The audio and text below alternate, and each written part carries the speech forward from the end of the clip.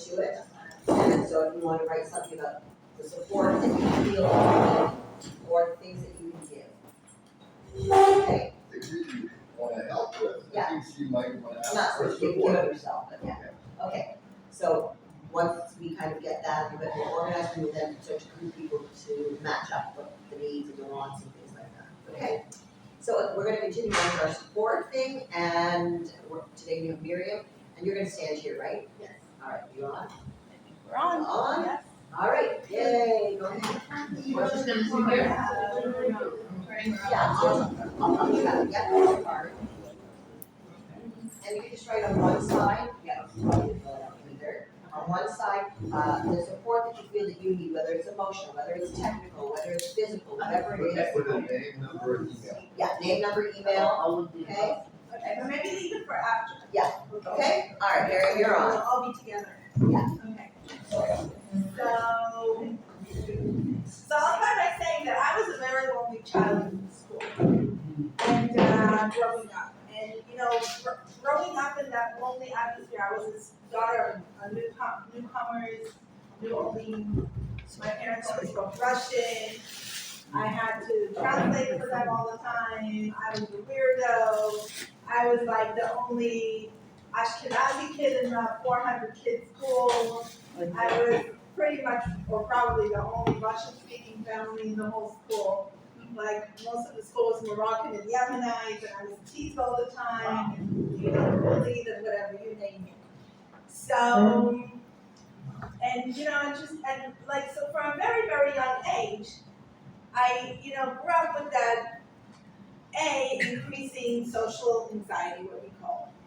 Like I'm not likable, nobody wants to be with me. And B, with this, you know, as I started learning Tanakh and realizing that this was what was ruining us over and over again through the history of the Jewish people, that we just don't know how to accept each other.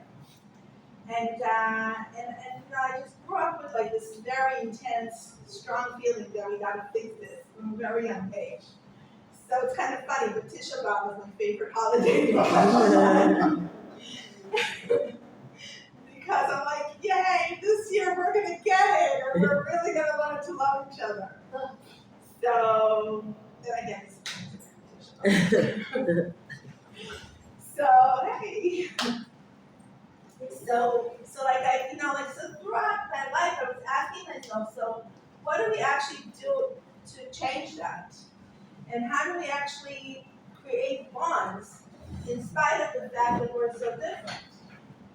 So it's like, you're different because of our political views, and you're different because of our religious views, and you're different because of the way you guys like to dress, and you're different because whatever upbringing you went through, and you're different because your social-economic status.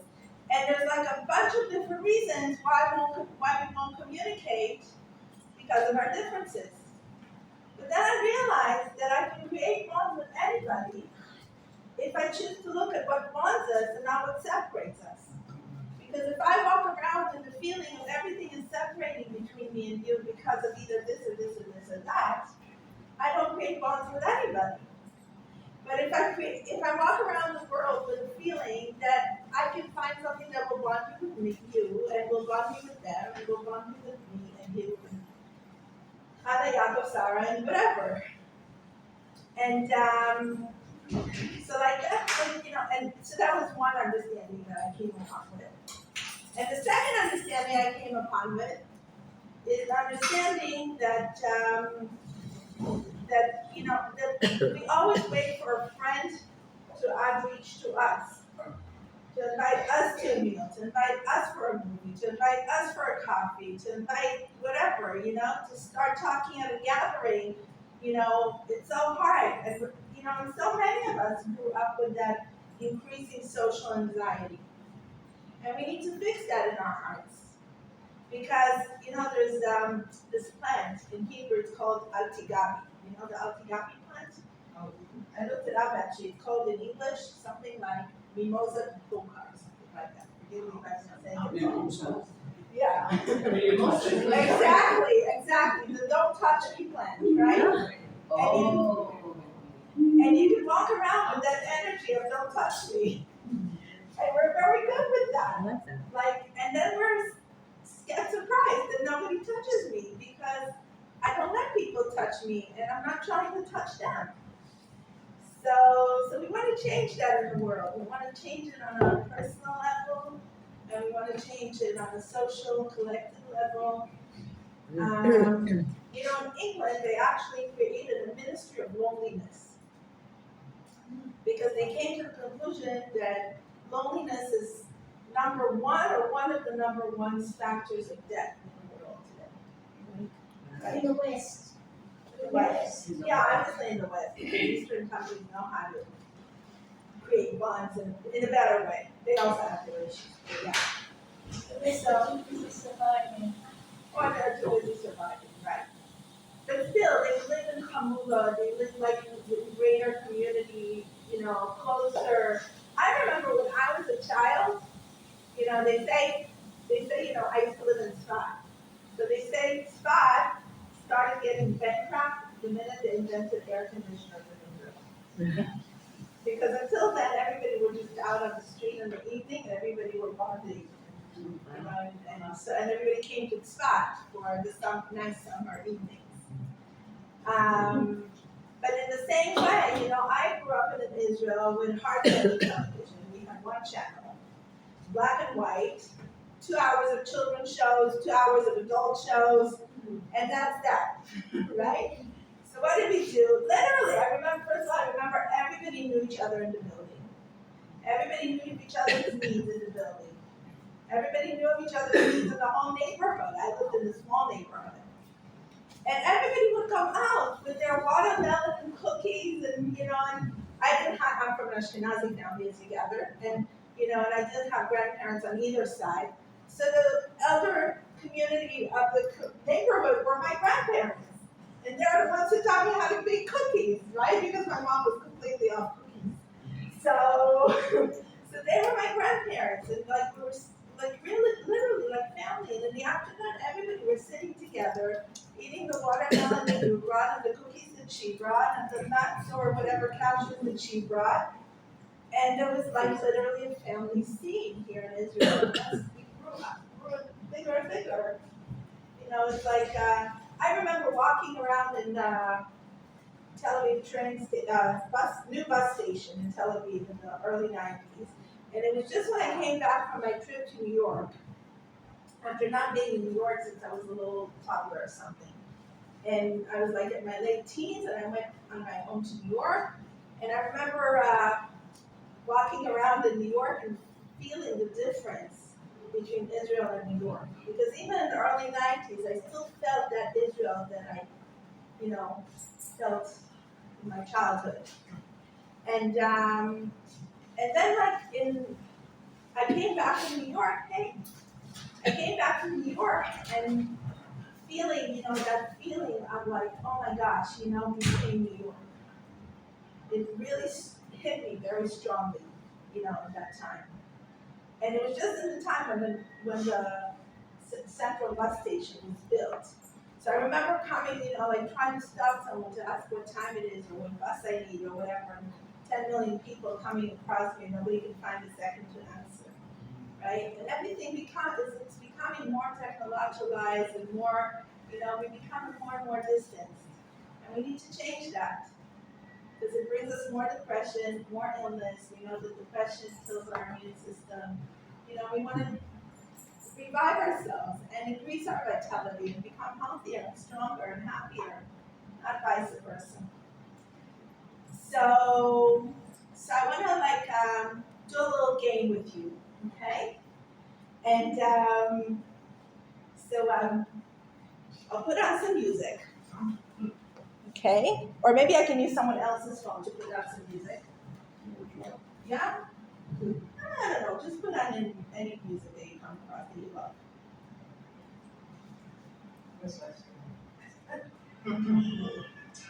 Perfect. So I'm going to ask you to stand up for a moment.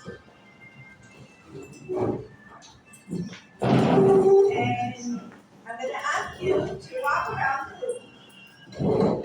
And when I stop the music, you sit next to the person that is the closest to to you in that moment. Okay? All right. So Closest to the start left or closest to the right? There's a game called musical chairs.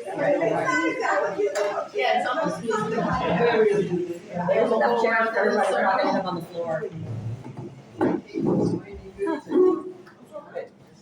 We have to mix it up, otherwise we're gonna Yeah, have there's to no shoot it chair, here. you're ready to sit down, just grab the I know you- chair and sit. Going this way, yeah. Yeah, but I want it to be this way. No, I know. We're not moving. It feels like musical chairs to me. Yeah, me too. Share away. It's bringing back memories of being in school. Yeah. So sit down. We're not children.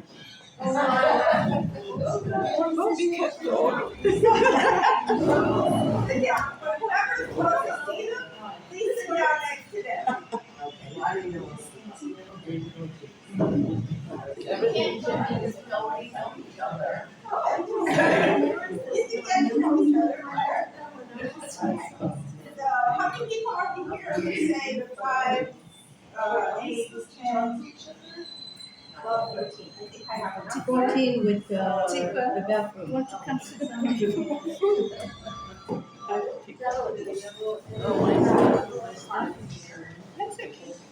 That's cheating. We go through these cards. If you have other things you want to talk about, you can talk about other things too. Oh, I So thought we this were all the is same a thing. little idea cards. You can look at them exactly the words, and then, decide which you want to start with.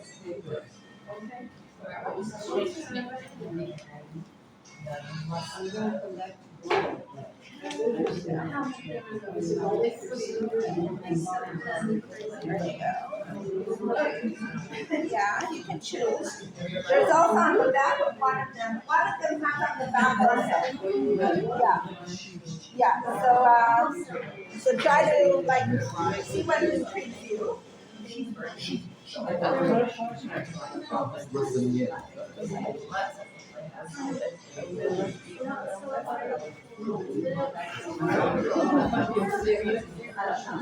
You didn't look at all of them yet. You don't have to look at this one. You can look at the other one and find something nice for you.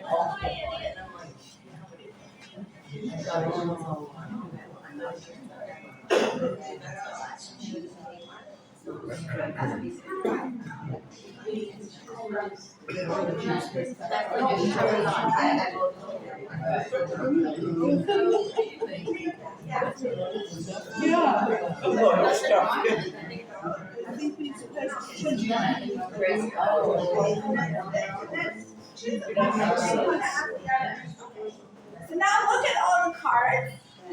Some of them might feel for some of you more too personal to talk about with a stranger. If you have any other ideas you want to ask the person, if you already know them and you have other ideas that you want to discuss with them, feel free. But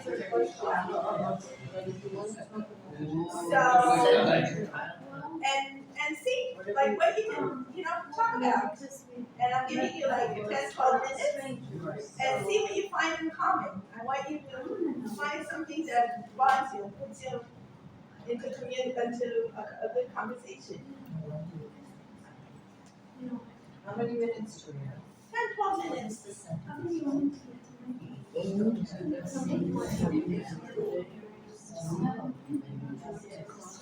We pick one.